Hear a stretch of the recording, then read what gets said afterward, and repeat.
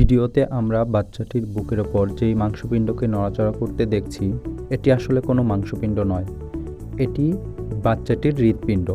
একটোপিয়া কর্ডিস নামক বিরল জন্মগত ত্রুটির কারণে হৃৎপিণ্ড দেহের বাইরে অবস্থান করে। শিশু ভ্রূণ অবস্থায় বুকের মাঝখানে অবস্থিত স্টার্নাম নামক হাড় গঠিত না হওয়ার কারণে হৃৎপিণ্ড দেহের বাইরে অবস্থান করে। বিভিন্ন কারণে একটোপিয়া কর্ডিস হওয়ার সম্ভাবনা থাকে। কারণগুলোর মধ্যে অন্যতম হল ক্রোমোজোমাল অ্যাবনর্মালিটি, গর্ভাবস্থায় মায়ের শরীরে ফলিক অ্যাসিডের ঘাটতি, ডায়াবেটিস, এছাড়া ধূমপায়ী মায়েদের ক্ষেত্রেও অনেক সময় একটোপিয়া কর্ডিস দেখা দিতে পারে।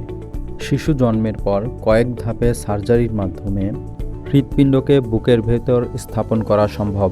গর্ভাবস্থায় আপনার অনাগত সন্তানের মায়ের যত্ন নিন। ধন্যবাদ।